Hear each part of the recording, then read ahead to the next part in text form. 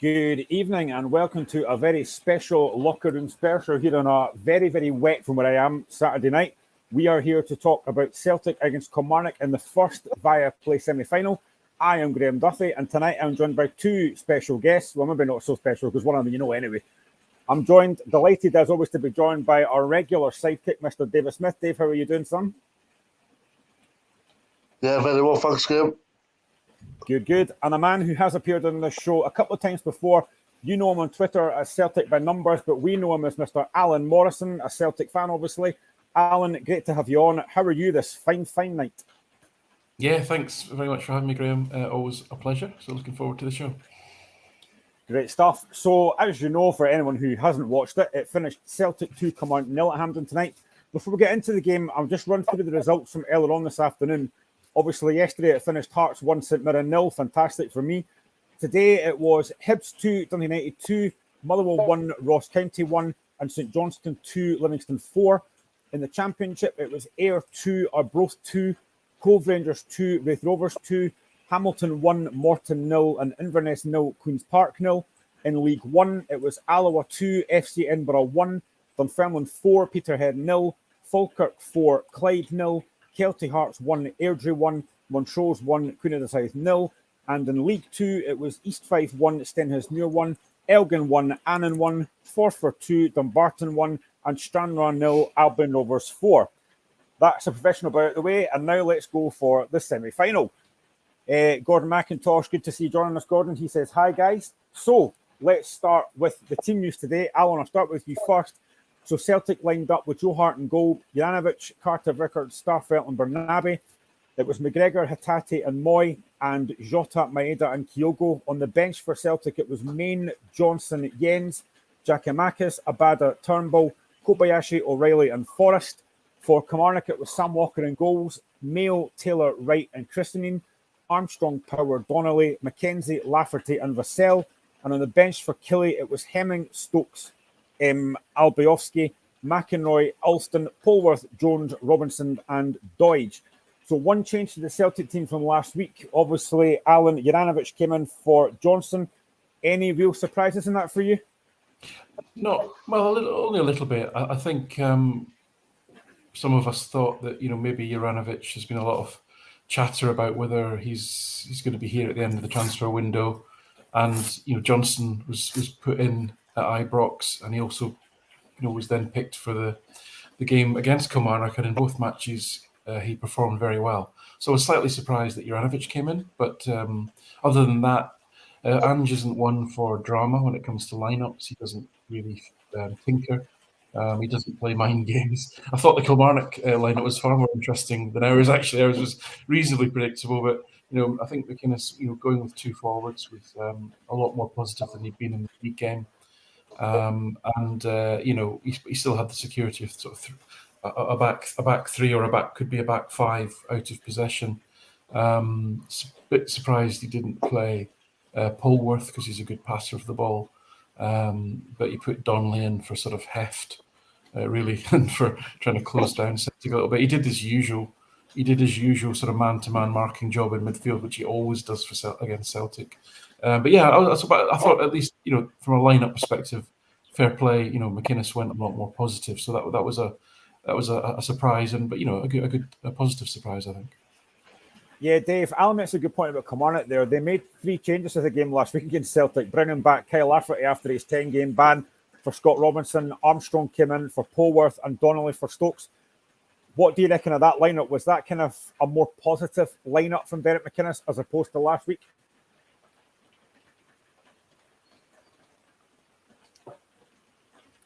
I don't know if Dave can hear us. Can you hear us, Dave? This seems to have frozen. I can see him, but I can't hear him. Oh. Dave, are you with us? Oh, he is. I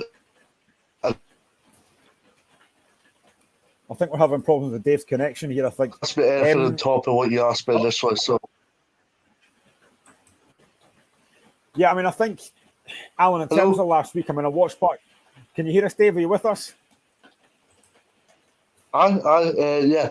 No, Oh, what yeah, I was Oliver. going to say is I don't think there was anything on top of what you were initially asking. So I got the cohesion of the question. In all honesty, in terms of Kilmarnock, I mean, we got it was 2-0 last week, and I mean, when you look at our side of Kilmarnock's calibre, you weren't expecting them to go to Celtic and be highly competitive. And I mean, the playing a traditional and the way Derek McKiss is renowned of playing his traditional style. Now, you guys spoke in the show last night about how you thought Kilmarnock were going to go and set up the set up with five at the back as per usual, and uh, the changes they made were, I think, influential changes because Kyle Lafferty brings a lot of energy to the game.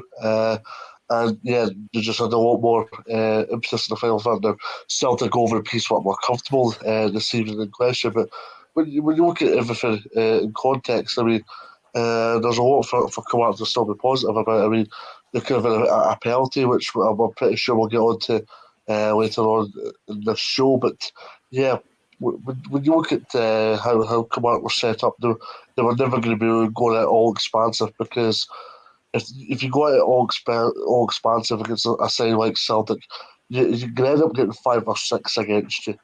But uh, the fact that Kilmarnock were a little bit more organised, a bit like what they were last week as well, uh, made it look like they were obviously compact, tough to beat. That's a typical Derek McInnes side. So yeah, it was quite good from that point of view.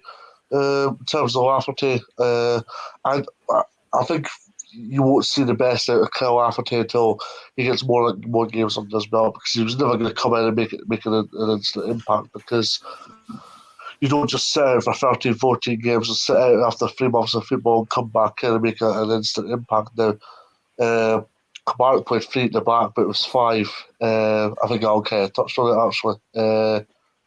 Yeah, because obviously Celtic played 4-3-3. So, yeah, when you look at Kilmarnock, obviously Crusaders, I made the point. Did I make the point? I think I made the point in this show that Crusaders is good in terms of getting forward. I made that point to other guys. Pardon me, I didn't actually make the point to yourself, but Crusaders is good in terms of getting up and down. He's a very forward-thinking player. Daniel Armstrong's done very, very well since arriving at Kilmarnock.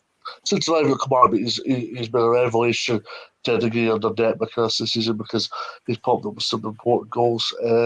Midfield area could have been a little bit questionable in terms of personnel, but it was a bit of a different game for Kilmarnock tonight because they weren't expected to just field the strongest 11, yes, 100%, but there was going to be a few wee tweaks here and there. So not totally surprised, but the changes they made did make a massive difference, yeah. Alan, we were on the show yesterday, and myself and Greg and Micah were talking about the build-up to this game today, thinking that Kilmarnock would probably play the same as they did last week at Celtic Park, defend very deep, make it difficult for Celtic to break them down. I actually thought Kilmarnock started quite aggressively. You know, there were a couple of chances very early on. I thought Bernabe had a difficult time against Daniel Armstrong very early on. Were you surprised at how well Kilmarnock started the game? Yeah, I mean, they're absolutely right. They did start very well, and Armstrong, again, he didn't play in the league game, which I was really surprised at because he's clearly by some distance their most creative attacking player.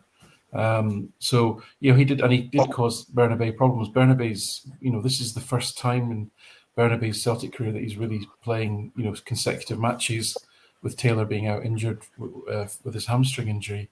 And he's a young player, and he's positionally, decision making. He can be a little bit erratic. We had the usual thing that happens at least twice a game, and it happened twice, which is where Starfelt just randomly gives the ball away, and allows the other team to break on you in a dangerous position. That didn't help. And then I think the conditions were clearly a little bit of a leveler as well. I mean, Kilmarnock had the sort of gale force wind at their backs in the first half, and when they did get free kick positions, usually when Armstrong was attacking people with his close control, the a few couple of free kicks went into the box, and they were obviously swinging in. Whereas when Celtic were attacking in that first half, obviously they were putting some balls across the box, and the balls were virtually blowing back to the centre circle, sort of thing. So I think Kilmarnock made good use of the the conditions, which added a lot of variance to the game. And they started certainly in that first 5 minutes really strongly. Celtic didn't create a lot in that first half, but then they didn't again on Saturday in the league game. I think Starfelt was able to pretty much wander up the park with the ball unhindered, but he doesn't really have a creative atom in his body, so he didn't really know what to do with it once he got anywhere near the sort of the edge of the box, really. So that kind of tended to sort of break down. So definitely credit to them. The man-to-man marking, is effective. It can be very effective. The problem that Kilmarnock have always got, of course, is that as the game goes on, it's a very tiring way to defend, and it's very attritional, really. And once Celtic got that break, a sort of slightly fortunate goal, really. It was really a question of.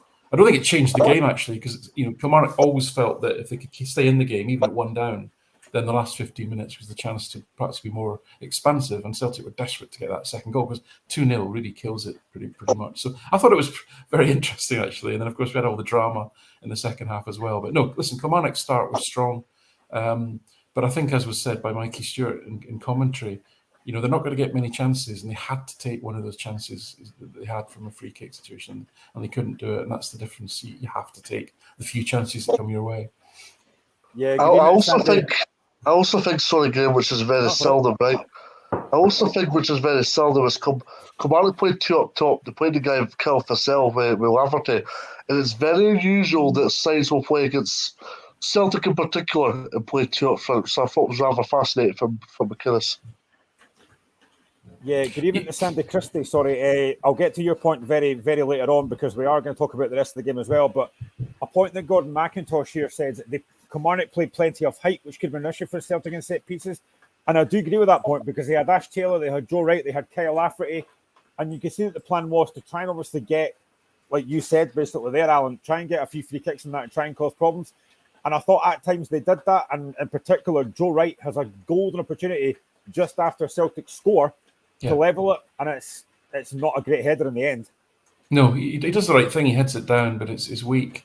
I mean, every single team in Scotland, well, probably apart from the Rangers, to be fair, but every other team in Scotland plays pretty much the same way against Celtic. They hit long diagonal balls to Celtic's left-hand side because Starfelt is not great in the air, and then Taylor or Bernabei in this case are quite small. And that's what Kilmarnock did, and then you hope to pick up the pieces, and that's where Armstrong operated from. He drove at Celtic a few times. He got taken down or fell over a few times, and depending on your point of view, and there were a few free kicks there. So listen, we see this all the time, and it's definitely Celtic's weak point because, as I say, with both Bernabei and Starfelt, what you've got there is a propensity to turn the ball over. Alarmingly so, often in really dangerous areas. Both of them have got a really careless pass in them, unfortunately, and that really was where most of the danger came for Celtic in those players being careless and giving away simple 5-yard passes. Dave, I think for that first 15 minutes, if you're Derek McKinnon, should have been delighted with that because he started very well, and just before Celtic scored, Rory McKenzie has a really decent effort from a poor pass from Starfelt, and it's a good save for Joe Hart. But if you're Derek McInnes, you must have been quite happy with the way that Kilmarnock started that game. Yeah, I think that was Derek McInnes' idea to a degree. I mean, the idea was that it's a one-off game for Kilmarnock, in all honesty. It was an idea for Kilmarnock to go out all guns blazing to a degree, but also keep that balance in terms of making sure they weren't exploited on occasion. But as I said, playing two up top gave Lafferty and Vassell that movement, that identity, that ability to obviously get into good areas and come up and have chances. Rory McKenzie, Kilmarnock ultimately played with a 3-5-2. But Rory McKenzie's good in terms of finding little wee holes, and he did that. He had a really good chance. Daniel Armstrong had a good chance as well for Kilmarnock. I mean, Ange Postecoglou's Celtic didn't have the troubles to seek in certain stages of the game, but ultimately they did enough to come out and win. But from a Kilmarnock point of view, they can take a lot of points from tonight. Their main bread and butter, as far as I'm concerned, despite the fact that this was a very, very good cup run into the semi-finals, is the league, because a club of Kilmarnock's stature can't just start being a yo-yo club. They need to make sure that they need to start making sure that they're consolidating themselves in the league again. So that's paramount for Kilmarnock, I think. But at exactly the same time, positives such as tonight will stand them in good stead. They obviously are a good forward-thinking side. And I think McInnes is starting to find his identity a little bit more. When he played at Aberdeen, he was quite good in terms of. I don't think. I think this was undermined a little bit. He was quite good in terms of playing the two strikers, also playing the wide players, but also getting central midfielders involved. He struck a fine balance with that in Aberdeen. And I think he's started to do that to a certain extent at Kilmarnock as well. Yeah, I mean, the first goal comes after 18 minutes. Alan, I don't know what Kyle Lafferty's trying to do. It's a great ball in from Aaron Moy, but Lafferty seems to get it all wrong. Whether he's trying to put it out for a corner, I don't know. But he gets it completely wrong. It hits off Maeda, who knows nothing about it, and flies in the net. I mean, it's a great ball in from Aaron Moy, but what Kyle Lafferty's trying to do there, I do not understand what he's thinking about there. No, I mean, as much as I'd love to, slaughter Kyle Lafferty for many reasons, I think, listen, it was a great ball from Moy, as you say. The weather was horrendous. It can't have helped in terms of judging the flight of the ball, etc. He's probably slightly out of position. I think that's a bit harsh. He's trying to deal with it at least. Maeda's, he's quick, right, and he's reacted and gambled. And got lucky and got rewarded for that. So I think I wouldn't be too harsh on the defender in that respect. I think it was just one of those things that it was just very unfortunate, really. But I think Moy caused that uncertainty, and he caused that through the quality of his delivery, getting the ball to just dip like that, right at the right moment. It was a quality sort of. A quality free kick. So yeah, a nice break. But then, as I say, the first goal almost didn't change anything, really. It didn't change a thing. I mean, they would have said to themselves, look, even if we go a goal down, we don't change, we keep it tight. We don't want to go 2 down. That's the most important thing. And I think they played with that mentality.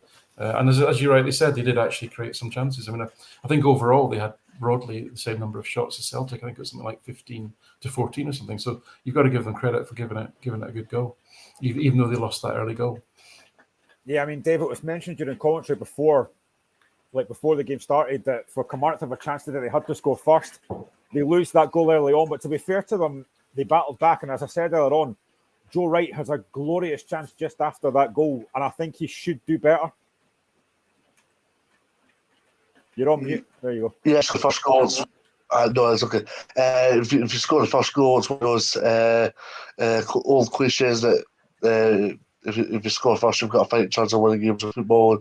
I mean, what says I think Kilmarnock need to take a lot of plaudits because they went out and had a go, and they had chances, as you said, right? Danny Armstrong, Ronnie McKenzie, they had chances tonight. I mean, Celtic's quality always shown through in the end.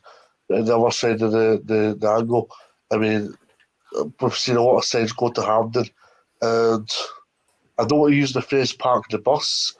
I think the phrase of defending up shop when it matters is usually a good phrase to describe a lot of sides, and with the Glasgow 2 that visit Hampden, because that's quite simple what it is, and you do find that a lot of sides go to Hampden and usually try to put 4 or 5. Sorry, 2 boxes of 4 or 5, and try and come back the opposition. Fair play to Kilmarnock because they didn't do that. They were getting balls out wide, they were getting balls in away areas, and Otway trying to find balls at the 18-yard box as well. Otway didn't result in anything more rewarding as far as Kilmarnock was concerned, but I think they can take a lot of points from tonight and something to build moving into. Yeah, I think Alan, basically from that Joe Wright chance, from then on, I thought first half Celtic really dominated the game, dictated the tempo of the game without really creating a lot. But you could go through that whole Celtic side, and I've said this numerous times on this show, Celtic have got so much quality on that side. But the one player I want to touch on and highlight more than anything at the moment is Aaron Moy. I thought that first half especially, the way that he creates space for himself, the way that he goes past people, he's always available for a pass. I think Aaron Moyes probably, maybe that's been harsh, I think at times he's a bit underrated by certain folk at Celtic potentially. Yeah, I think so. I think, to be honest, I don't think people knew a lot about him when he signed, other than he was without a club and he was Australian. The Huddersfield fans absolutely love him to death. I think he's possibly the best player they've ever had at Huddersfield in the last sort of 20 years type of thing. He was hugely popular at Brighton, and he played well for them in the Premier League. But he'd gone to China, that hadn't worked out. He was without a club, and it looked like it was maybe Ange just doing a favour to a mate sort of thing to get him ready for the World Cup, where he actually performed brilliantly for Australia. And what we're actually starting to see, I was sceptical. I was sceptical because what I didn't think we needed was another central midfielder that didn't have a lot of athleticism, wasn't going to, get up and down, wasn't going to put a lot of energy into the game, was a nice passer, didn't have much of a goal threat. I just didn't think he looked the sort of player that we needed in that midfield, and that was kind of exposed at the Champions League level. But having said all that, what we've actually ended up with is an incredibly intelligent footballer, just somebody who just seems to have an innate sense of the pace of a game and the intensity of a game, and just knows when to slow it down or speed it up. He doesn't do flamboyant things necessarily, but he seems to, again, just be a very good decision maker on the ball. He's got a little bit of dig about him. He uses his body well, and obviously he's pretty creative with his passing also. So whilst I don't think it's going to help us move the dial at a Champions League level, for example, he's the sort of player that you could, if you put him into a midfield with two or three very athletic, sort of strong type players, then that would be a nice balance. But with our midfield of McGregor, Hatate, O'Reilly, they're all nice footballers. None of them are, it's like the top sort of athletes that we came up against, that Leipzig and Real Madrid have got, that kind of can run about all day and what have you in midfield. So listen, I'm pleasantly surprised at how this has turned out. I think he's a lovely player to watch. It's just great to see somebody with that intelligence playing, and fair play to him that he's actually keeping Matt O'Reilly out of the team, which I didn't expect at all. So that's fair play to him. So yeah, he's definitely coming onto a game. I thought today he was excellent again. As well, and as I say, against Scottish opposition, I think he'll enjoy himself. He'll get lots of the ball, lots of passing, lots of decisions to make, and that's definitely his strength. Yeah, Dave, I've highlighted Aaron Moy for Celtic. If I'm going to highlight somebody for Kilmarnock, I have to highlight Daniel Armstrong. I thought for pretty much most of that game he was outstanding, and as I said earlier, it cost Bernabeu a lot of problems. What was your thoughts on Daniel Armstrong in that game today for Kilmarnock? Yeah, very, very good. Something that I think gets a little bit undermined, and something that I think is underestimated by a lot of people. But what Daniel Armstrong is very, very good at is making late runs in the box. The goal he scored against Dundee in the quarter-final of this competition it's irrelevant to go measure this, because obviously we're speaking about this specific competition. But the goal he scores against Dundee, he kind of peels off the defender a little bit, and then obviously goes and scores the goal that he does. So he gets into good areas. He finds little wee holes. He's not afraid to take on defenders. And I've seen Daniel Armstrong a few times myself in the flesh for both Raith Rovers and for Kilmarnock. And anytime he's played for either club, he's always been quite impressive. He likes to get on the ball. He's not afraid to take on opponents. He's not afraid. He's a good team player as well, which I think is massively important. And when you look at the whole dimension of how Kilmarnock play, he's a massive player in terms of how Kilmarnock play, because when you look at it from a Kelly perspective, you've got the likes of Jordan Jones out injured, who was ultimately going to fall because side, but he stepped up his game. He's came from being on the periphery to being one of the first names on deck because his team lines, and that's just credit to him. But his performance tonight was very, very good, and he did everything apart from score. I think folk know that Alan's on the right because Duke Mulgrew, who I've never seen on this channel before, has gone hail, hail. Wonder who he supports. So I think the Alan Morris factor has played a part here. So it was 1-0 to Celtic at half time. Second half starts. Kilmarnock have to make a couple of changes. Christian Doidge comes on for Kerr Lafferty. Liam Polworth comes on for Donnelly. And then, and I really hoped I wouldn't have to talk about VAR, but I'm going to have to now, because in 49 minutes, Rio Hatate thinks that he's got Celtic's second goal, but it's ruled off for offside. Alan, what was your thoughts on that? Did you think it was offside, or was it did you think he was onside? What was your thoughts on that? So to my shame, like the majority of people, I think, who watch football, I'm not 100% sure of the laws of the game. I actually, as you were talking there, I was just looking at your law 11 to see if I could work out exactly what scenario that came into, because obviously when the ball was played forward, Hatate stood in an offside position. The ball then hits one of the Kilmarnock players, and then it deflects to Hatate, and he scores. So I'll be honest with you, I'm not entirely sure if that falls within the current law 11 as being an offside defence.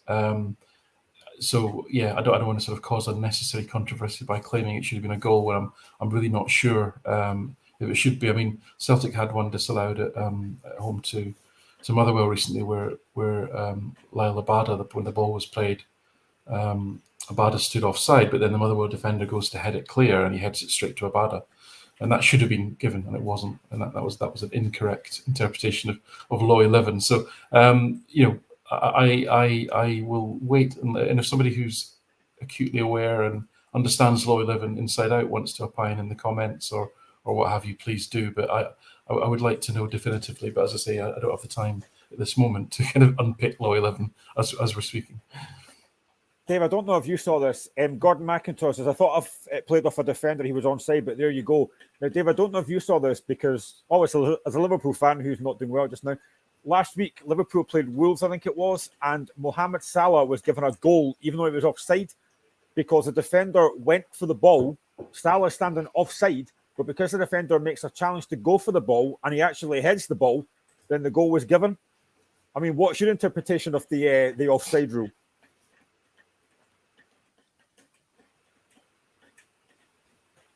You're on mute, mate. Yeah. Sorry, if a ball does, if a ball comes in, does come in from the wide area, or if a ball does get, or there is a through ball into the attacker, and there's a corresponding touch off the defender and all that kind of stuff, then it's play on. So yeah, it was a little bit. Yeah, I wasn't in full agreement with the officials on that front. I did ultimately did exactly rule in terms of the outcome of the game, because Celtic had enough about them to obviously go and score 2 goals and get a decisive victory into a cup final. But I mean, it'd have been the icing on the cake for Celtic to score another goal, because I mean, they did have the one up against it certain stages of the match tonight at exactly the same time. Good teams and champions and elite teams kill teams off through quality, experience, accountability, and everything that surrounds being a very successful football team. And I mean, that's exactly what Celtic did. Derek McInnes was rightly fuming about the whole thing. No, pardon me, I'm thinking of the completely wrong thing here. Pardon me. Sorry. Sorry. Yeah, sorry. I mean, yeah, when you look at the offside call, I mean, it's one that the game could have been over and done with. And I think if had that stay, I think had that been not been offside, I think we see a little bit of a different game, if you understand what I mean. I think the game takes a little bit of a different complexion. I mean, Kilmarnock played well and deserved a lot of credit, but at exactly the same time, I think if you never say in defence, Celtic do go and build a bit of momentum if that stays, because Celtic would have used more subs and they'd have had a bit more adaptability, but that never quite happened. There was still a contest in the stages of the game. Yeah, Alan, about 10 minutes later, there was another offside goal. An absolutely fantastic move. Really good build-up around the box. a lovely little flick by Kyogo to Maeda, who thinks he has his second goal. That again goes to VAR. Again, were you thinking that was onside? Well, I think the offside was given against Kyogo a little bit further back in the move. And very briefly, we got the image up where it looked like the back of his heel was slightly behind the Kilmarnock defender. So if that's the case, and they've got a definitive evidence that Kyogo was in an offside position, that's exactly what VAR is for.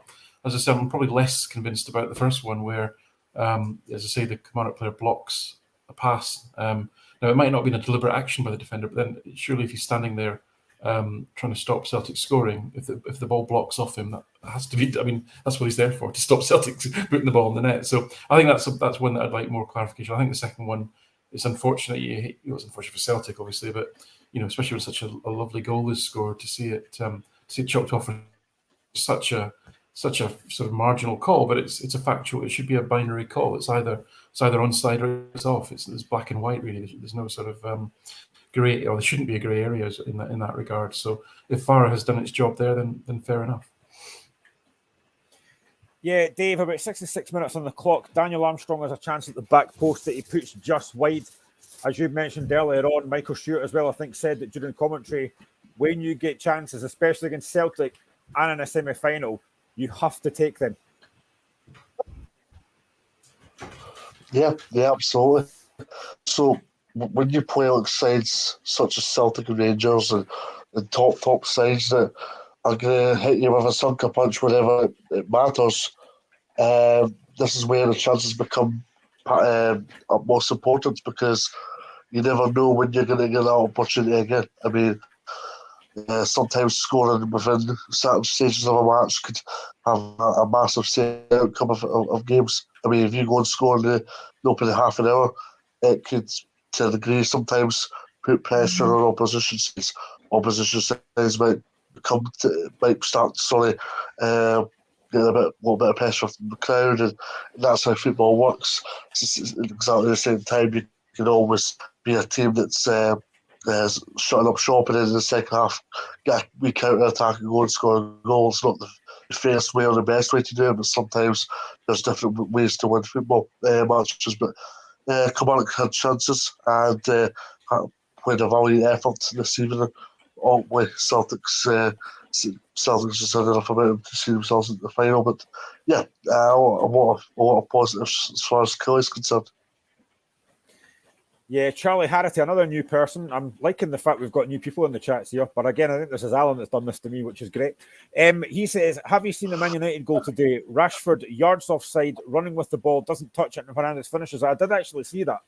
And again, I mean, we spoke about VAR plenty of times in the show. The handball rule, I don't really want to get at that now, but there's just so many different laws just now that nobody seems to know the understanding of it. But I did see that goal earlier. On, and I thought that might have been offside, but there you go.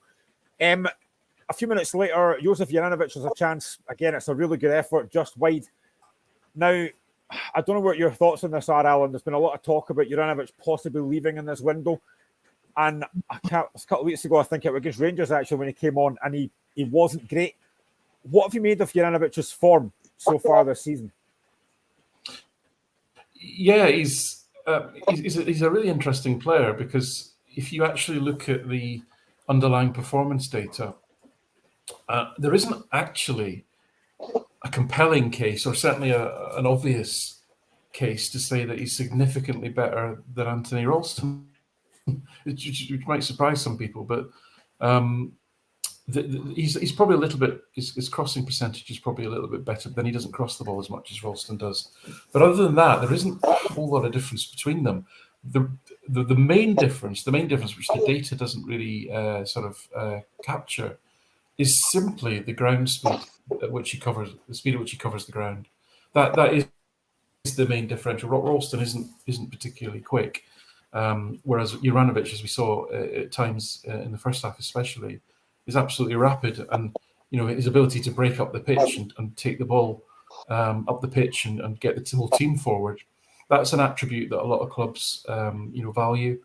And also it means that when Celtic do break down, his recovery speed is good. So with a team like Celtic, we tend to attack with a lot of players, tend to take risks. in terms of pushing fullbacks on, there's always the risk in transition. If you lose the ball, how quickly can you get back? And that's something that, perhaps, Greg Taylor's, again, another player that's developed, amazingly under Postecoglou, but he doesn't have that recovery speed. Whereas, Juranovic definitely does that. So you can't teach pace, as they say, and that's probably the one thing that he's got, which puts him at an advantage. It's a weird situation. There seem to be sort of a lot of prominent clubs with credible reports of interest in him, but nothing seems to have come of it. Postecoglou seems very sanguine about it. As I say, I was kind of surprised he was brought back into the lineup today. That suggests to me maybe nothing's happening in the background at the moment. So I guess we'll wait and see. I think if for Giakoumakis and Juranovic, they're both in that sort of 27, 28 age bracket where their next move is obviously going to be the one where they'd look to sort of maximise their earning potential as any person would in their job, and probably going to be the last sort of big contract. And if the reports are true that they were offered improved terms by Celtic and they turned them down, then that suggests that the best thing to do then is to cash in, because they've both got long contracts. They're both contracted for another 3.5 years, so there's no panic from Celtic's perspective to do anything quickly. If they go, then Celtic want top dollar given the length of their contracts, and it would make sense for Celtic to say, because of their age. They're not going to get any more valuable in 2 or 3 years' time when they're in the sort of early 30s or in the 30s. So for Celtic's point of view, they don't need to sell unless the player is unhappy. I mean, Ange has said many times, if a player doesn't want to be here, I don't care who it is, then he's welcome to leave. That's absolutely fine. We'll get someone else and we'll move on. So I'm not sure what's happening. I'll be honest with you. I thought he was going to be away. He's now back in the team. He seemed to play pretty well tonight. He seemed to be kind of back to his normal self. So I guess we'll see. Dave, we talk about in the show quite a lot about the fact that Celtic have such a strong squad, and after 73 minutes, they can afford to take off Hatate, Jota, and Kyogo and bring on O'Reilly, Giakoumakis, and Abada. If I'm a Kilmarnock manager, Derek McInnes, I'm looking at it thinking, oh dear, we could be in trouble here, because you're just bringing on more quality. Yeah, but that's the difference in the resources between somebody like Celtic and somebody like Kilmarnock. Kilmarnock are resorted with youngsters and squad players and players that would that maybe have not as big a value as in comparison to obviously Celtic. With Celtic, they've got the luxury of they've got a good starting 11, but also they've got good players that, let's be honest, we get a game for Aberdeen, Hearts, Hibs, all the sides that are within the 3rd to 5th or 6th mark in the Premiership, even lost to St Mirren for that precise matter, just before I started underestimating Scottish Premiership sides. But yeah, that's where we're at this precise moment in time. I mean, Kilmarnock still had their own threats as well. They still had a lot of quality coming off the bench, not as prolific as Celtics, of course, but yeah, when you look at Giakoumakis in particular, he didn't look like a player that wanted to leave. There's been a lot of chat about Giakoumakis, sorry. He didn't look like a player that wanted to leave. He looked hungry. Obviously, took his goal fairly well. Second goal obviously killed the game off as far as Celtic's concerned. And yeah, also the major changes. O'Reilly's very tidy on the ball. He's not exactly a long ball hitter, or he's not exactly a long range shooter or anything like that, but he's very, very tidy on the ball. I think that's what makes him stand out. And yeah, when you look at Celtic, they obviously have all the correct attributes, and they do everything right. So hats off to Celtic for that. And yeah, the subs just rounded off what was a very good evening for the club. Yeah, Alan, I mean, even after 75 minutes, Kilmarnock is still in the game. They have a chance. Christian Deutsch with an effort saved by Joe Hart.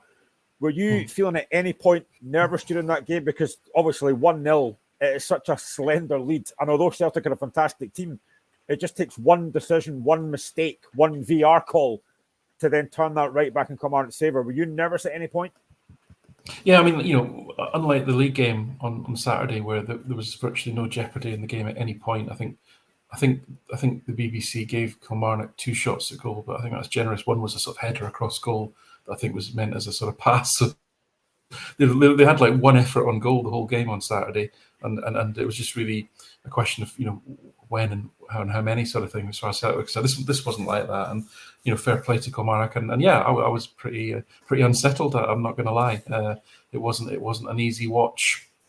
Again, you mentioned Starfelt wafted a foot at the ball and it fell to Armstrong at the back post. That was I don't like calling those easy chances because it's a spinning ball coming over a lot of players, and he had to go to ground, so he was on the stretch in very difficult kind of slippy wet conditions. So I'm not going to call that a sitter, but it was a good chance for sure. And like you say, that Hart did make another good save a decent save from. It wasn't a difficult save really from Doig. The best save Hart made was when Starfelt gave it away in the first half and Rory McKenzie ran through, because that shot went through Carter Vickers' legs.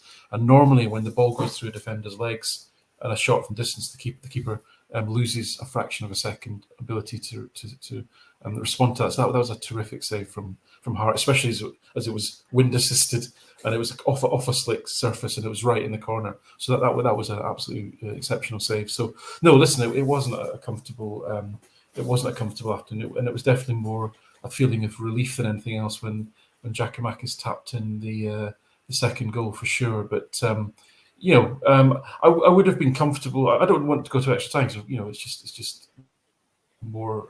It's just random. Things could happen, and you never know. You might not score, then penalties, then it's completely random sort of thing. So no, I was definitely feeling a little bit anxious as that second half wore on.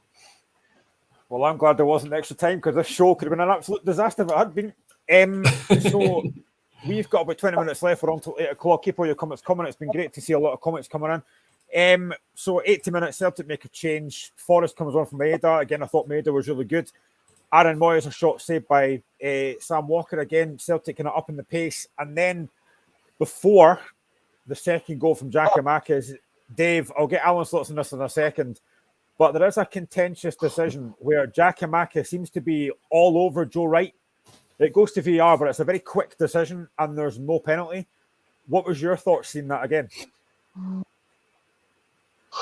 Yeah, the reason why I got mixed up on my last question is because somebody actually put it in a group chat as soon as I started speaking, and up a little bit because I was thinking of totally different things. I'm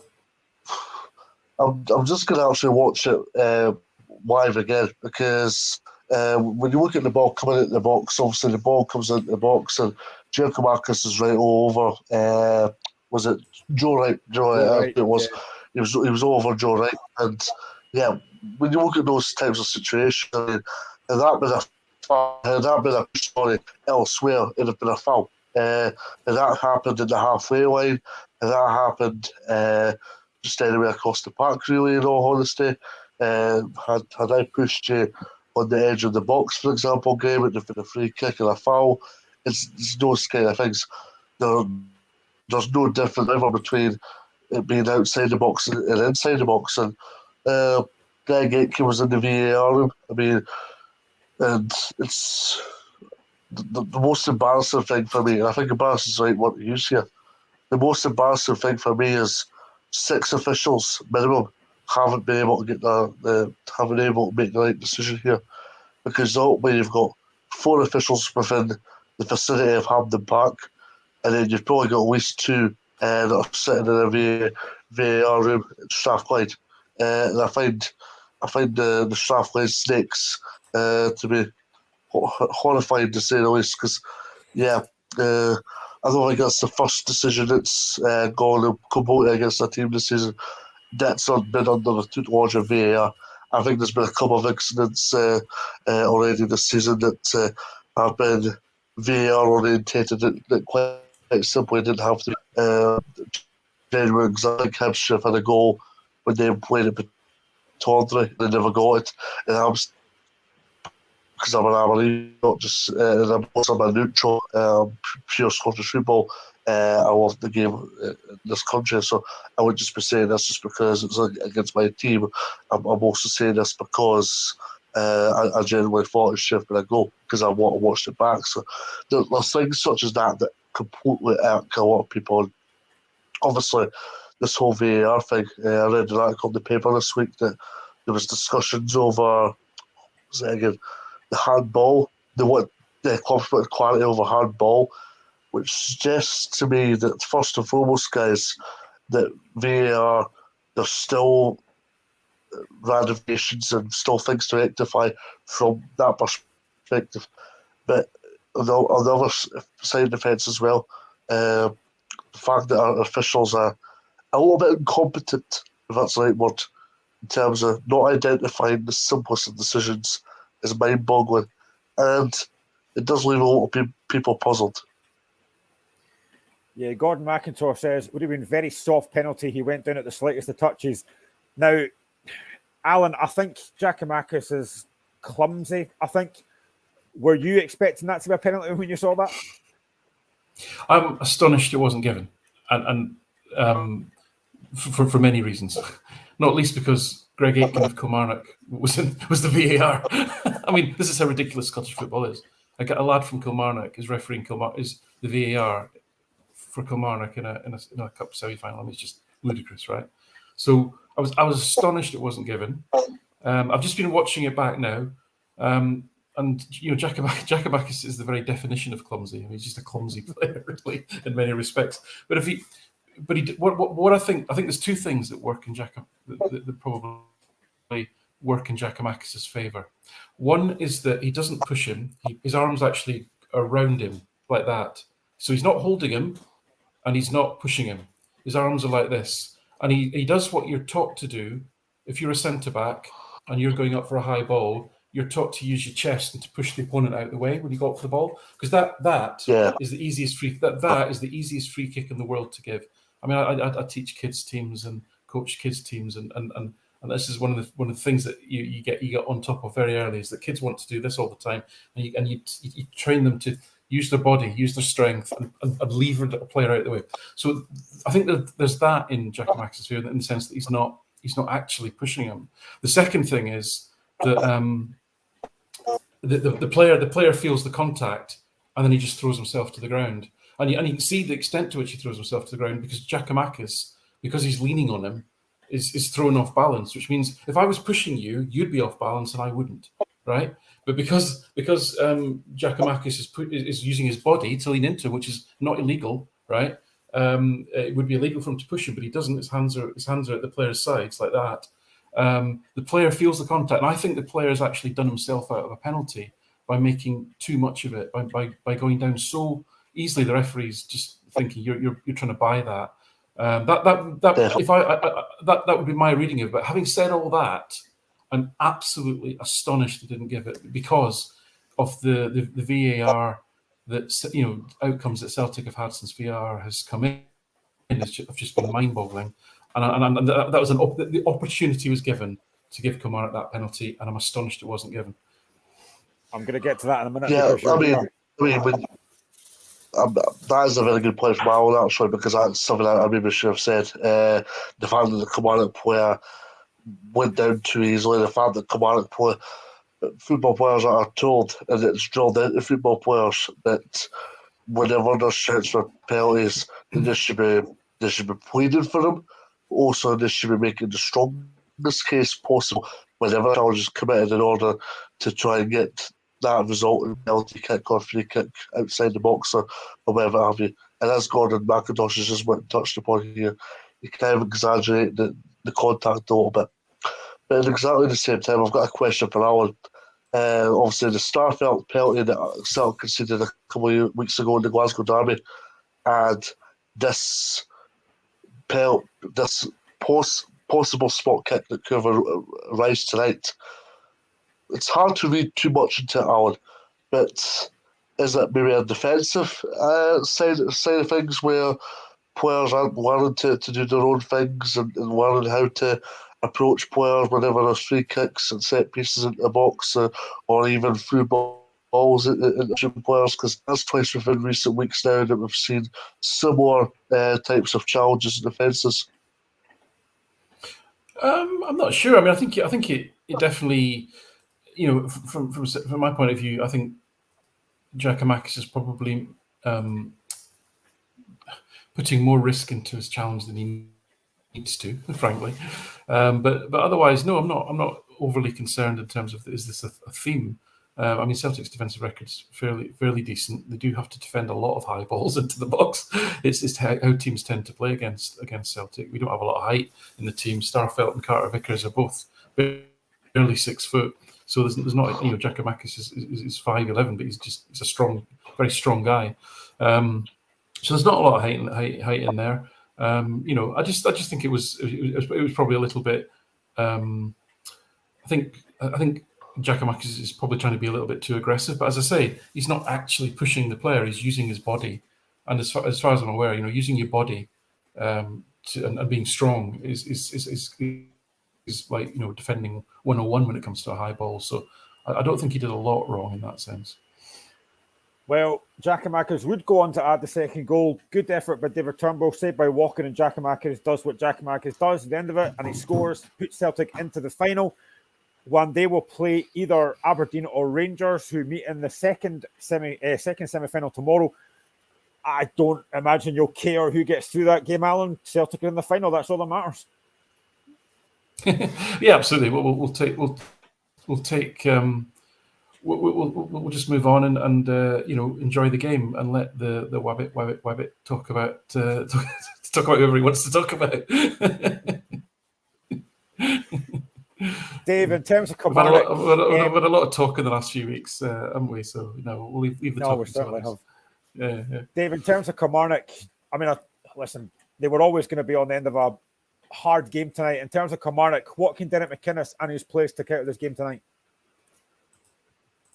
I think a lot. I've already referenced a couple of issues, but I'll go slightly different on this question. Excuse me. I think they can obviously take a lot of positives in the aspect that they could bomb players on forward. They can obviously rely a lot on the midfielders. They can rely a lot on midfielders making the runs forward and also helping the attackers. They can rely a lot on the likes of Darren Armstrong, Kyle Fussell, Kyle Lafferty. I'd like to see a bit more of Kyle Fussell before I give an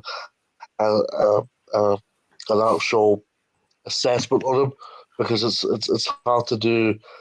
It's hard to assess a player after 2 or 3 games playing Scottish football for the youth sides. It's hard to do that, and I think you get a different dimension once you've had 10 to 15 games or even 100 appearances for a club. So I'd like to see more of Fussell in action, if I'm going to be honest, before making any presumptions.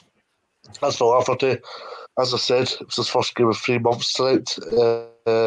Even playing the reserve games because of the whole issue, whole restrictions around suspensions, which is completely understandable. And I mean, yeah, once he gets a bit more match sharpness, it'll be interesting to see how he gets on. They've still got Ollie Shaw to come back. They've still got Christian Dormer. Christian George was cup tied, I think, tonight. So they've got options in the final third, and they've got a lot to be positive about from that direction.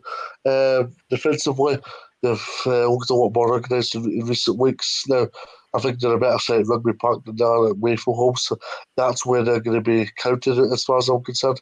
Midfield-wise, I think they're a little bit light in that area, if I'm going to be honest, and I think that's got to be a priority for Derek McInnes in the January transfer window, if I'm going to be honest.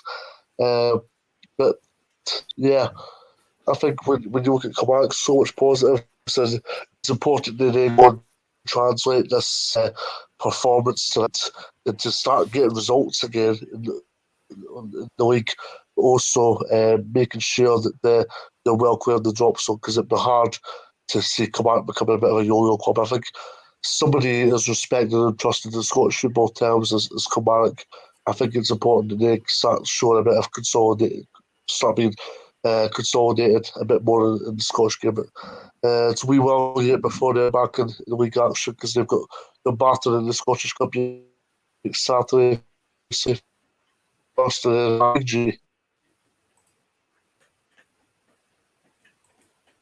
We've got about 6 minutes left on the show tonight, and because Alan's here and he's not been on for a while, and I do like to bring this up every now and again, I do want to touch on VAR, because it has been an absolute shambles. Just like I follow you, Alan, I follow quite a lot of Celtic fans on Twitter.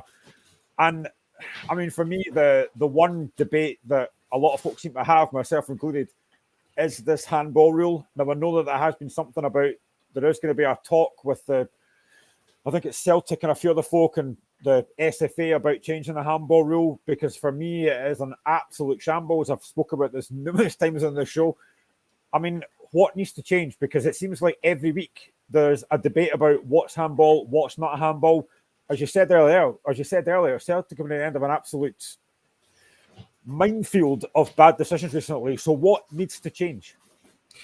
Yeah, I mean, the laws operate in all countries. They're not different laws for Scotland. But what Scotland has, I think, is a peculiar, probably not unique, but certainly I think it's more to do with the referees, the refereeing service or lack of refereeing service, and the way that it's managed, and we get the outcomes that I think we deserve in terms of the service that's provided. So what I mean by that is that the SFA, who let's be honest, are an arcane,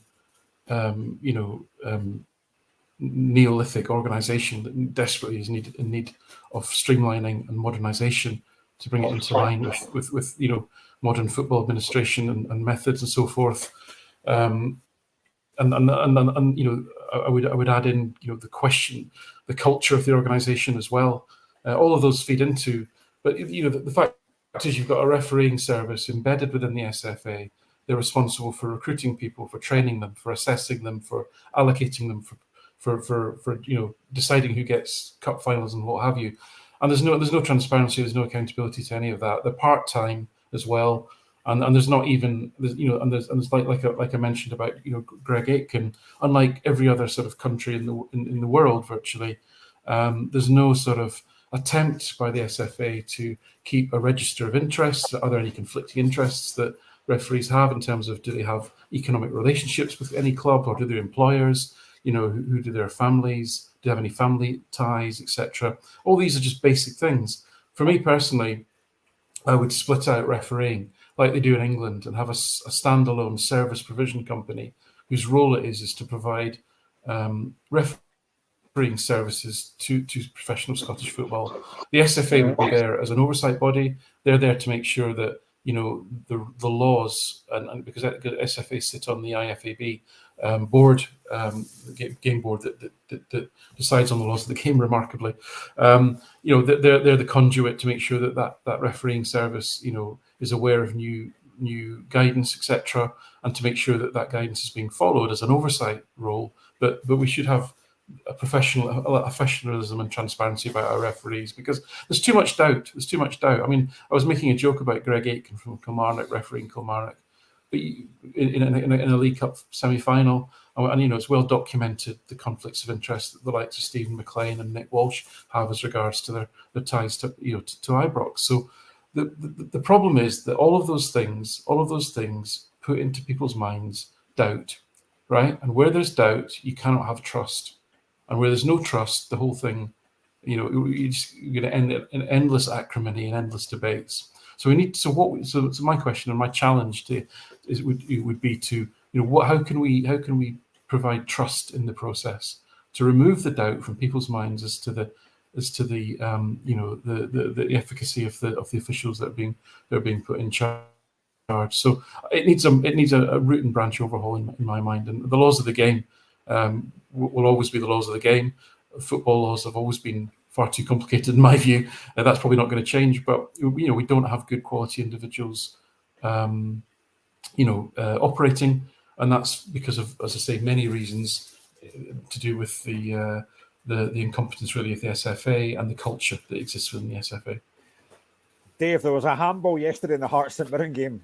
Kai Rowles didn't give it away, surprisingly. Would you think that was a handball?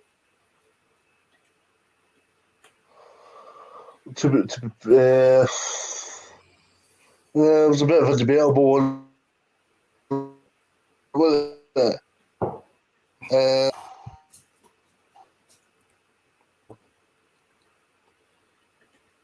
don't know if that's a yes or a no. That's a maybe. Might be a maybe. Yes. I could be. I didn't say no. I don't know if I can call it. Yeah. Yeah, I mean, even as a Hearts fan, I thought, I mean, at the time I didn't think it was, but again, I don't know what the rules are these days. I know IFAB's got the rule or something, but the handball rule, I've said numerous times, has got to be changed because it's just causing an absolute chaos just now. But I'm sure that's something we'll get into another day. It's been a very quick hour. Celtic are in the final of the League Cup. They will play, obviously, Aberdeen or Rangers. They play tomorrow. Thank you very much again to Alan Morrison for joining us. It's always great to have you on. Thank you to Dave Smith for joining me. We are back tomorrow at 5 o'clock. I think Michael hosting tomorrow, so this could be chaos again. But we are back tomorrow at 5 o'clock till 6 to talk about Aberdeen against Rangers. We're also back next Friday again from 5 till 7. You can keep up to date with all what we talk about on Twitter. It's been great to be on, and we shall see you again tomorrow. Bye-bye.